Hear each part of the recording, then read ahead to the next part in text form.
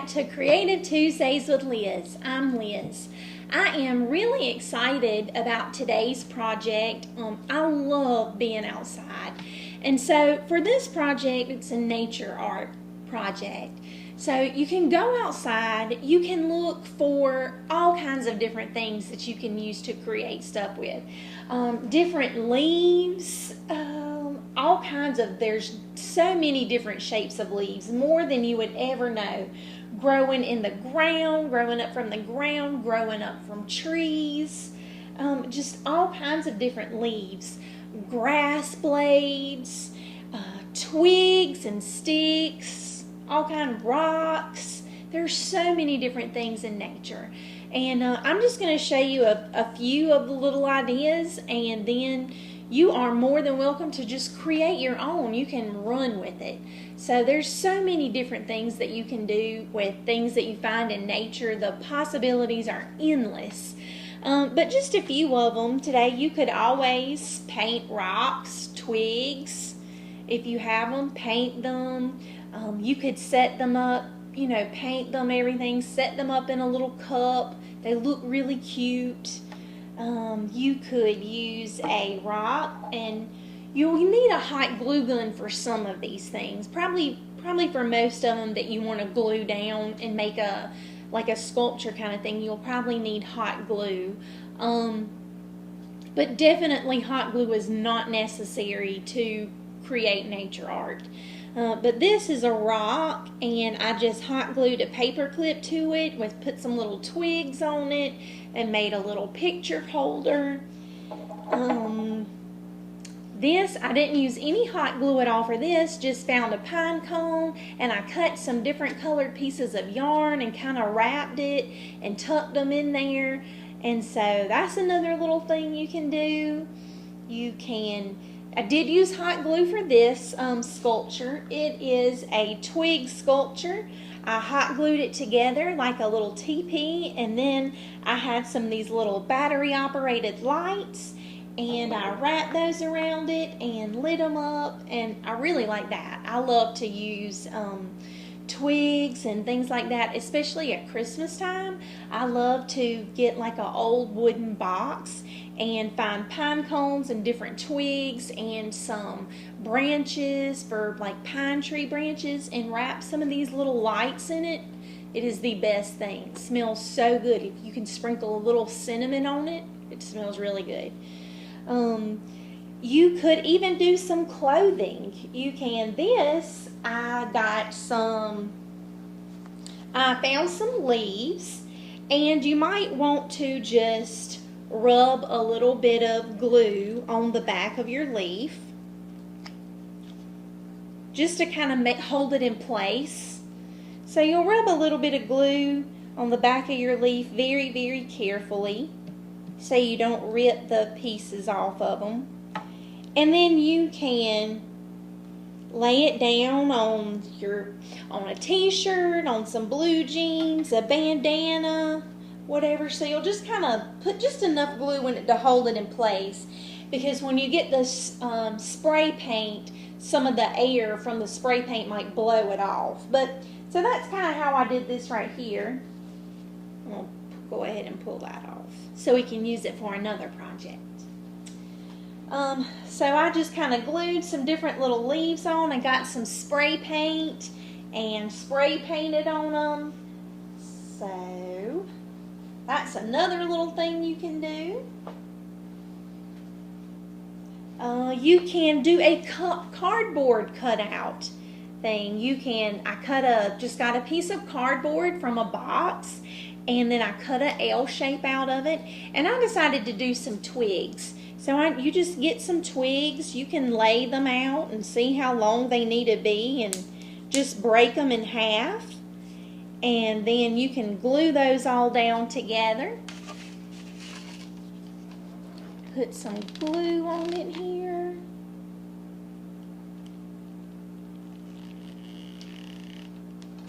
And then stick your twigs on it, or whatever. If you had little rocks or some sand grains. Oh, some grains of sand would give it a really good texture. that would be cool with it. And just keep on going, filling it in. You can use grass, little flower petals. I know for some of them I said you might want to press them. They're just easier to glue and maneuver, because if they're fresh and they haven't been pressed between the pages of a book or anything, then they kind of will curl up and everything. So it's just easier to work with if they've been pressed and dried some for leaves and stuff. So you can do that. There are so many different things you can do. The crayon rubbings with a leaf, you can get you, and I'm going to put a piece of paper underneath it just so that I can know I won't have any of the paper edges rubbing up on my leaf picture. So you'll get some leaves. You can lay out different shaped leaves on your paper.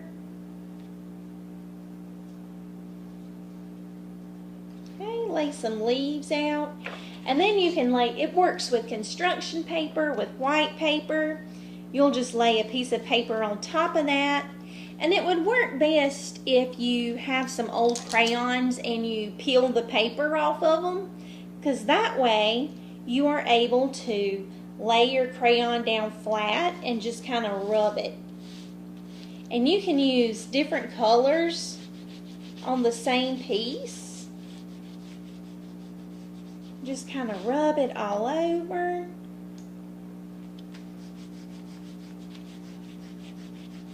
And the leaf shapes start to show up with their veins and all that little cool stuff in it.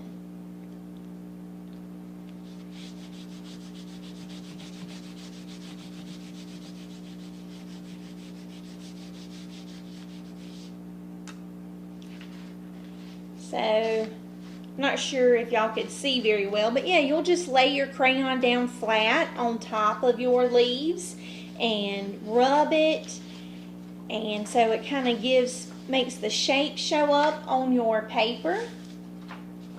You could fill it up, use all kinds of different colors. If one looks really good, you can cut it out and kind of glue it down and just give it a little kind of border, almost like a little frame for it.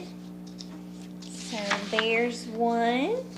Another thing you can do. And then also you could make just a nature collage on your paper. You can get whatever color you choose, and you can just kind of start to lay them out and create a picture with your leaves. And like I said, you might want to be very careful rubbing glue on leaves and things, just because they're so very delicate and fragile. You might rip a leaf petal off. So just kind of hold it very carefully and then you can lay them down. You can get different ones and lay them out and look for whatever kind of design or however you wanted to create it, an animal, a person. There are so many different wonderful things you can do. And you can find you a design that you like. I really like these leaves right here. These were so super neat. They are growing in our backyard out where I have my clothesline. And I think if you creating with nature, it helps you pay attention to details more. I'm not sure I would have really noticed this different really type of plant or leaf that's growing in the ground if I hadn't thought, oh God, yeah, I could make something super cool with that. So it helps you just to kind of pay attention to detail and look into things a little more. So again, I thought those were really neat. So just very carefully kind of hold it with one finger and rub your glue on it.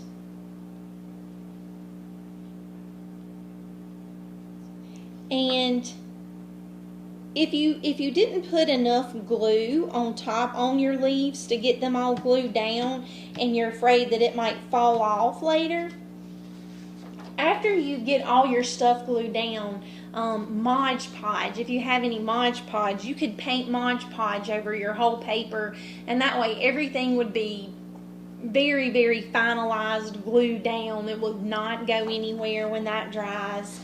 So if you create something that you really, really like, I mean, yeah, and you have some Mod Podge, just get you a paintbrush with your Mod Podge, paint that over your whole paper, and it will stay, and you will definitely have a permanent piece of artwork that you can put up. But so you can lay out any kind of design that you want and just create them. You can even go outside and make something that's temporary. You can gather all kinds of stuff and make a very large picture of all these different nature items that you find in your yard. Yes, it would be temporary. You could take a picture of it. And speaking of pictures, please do take a picture of anything that you create with nature, and please send it in to us, the Lancaster County Council of the Arts, and tag us in it and on social media. It is very, very interesting to see. I have loved seeing the Sharpie tie-dyed, the ice cream pictures. I've seen a few of those. Just, it's really, really fun, and just to think, hey, you know, that we're kind of connected. We've got a sense of community going on, because, you know, I know, hey, so many people are probably watching this right now and creating the same thing that you and I are creating, and it's just, it's very neat. It's an exciting thing. But so I do love to see the artwork that you've created. If you please just send that in and share it. It is very exciting. So we still, for anybody who's going to be going back to school, we still have another month to go. So yeah, just please keep on creating. Keep on creating, and send us your pictures and show them to us. But anything you can do with your nature art, so any kind of thing. Oh, if anybody ever finds a 4-leaf clover, or even just plain regular 3-leaf, the little shamrock clovers, which I get those all the time, and you can pick those, press those in between the pages of a book. I don't have one to show because it just came into my mind now, but a lot of times what I do, especially around St. Patrick's Day, I will get some little shamrock clovers, I'll press them in between the pages of a book, and I'll get those round, kind of flat, clear glass beads that you can find in like the dollar store, craft stores, and that people put in vases and things and set out. You can get those, so you can squirt hot glue or even regular glue on that, and then stick your pressed shamrock to it, and then I just get a plain piece of paper and put on the back of it, and then when it all dries, you can trim off the edge of it, and you'll have this. Is super neat, like a paperweight. It can be just kind of like a little good luck charm, anything. I will try to make sure that I get some of those out and take a picture of it, and so that you can kind of see what I'm talking about with that. And but yeah, that just kind of popped into my brain. Like I said, the possibilities are endless for what you can create with nature. So it's very fun. It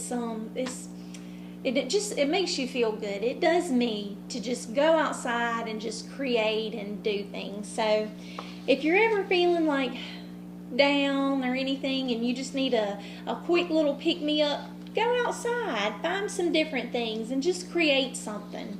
And that would definitely lift your spirits a little. So I hope that you have enjoyed this today, and again, I really look forward to seeing some of your creations. So please take a picture of some things that you've created and send those in to us, the Lancaster County Council of the Arts. And next week we will come together and create a koi fish picture. So I will have a template for you if you didn't want to draw your own fish.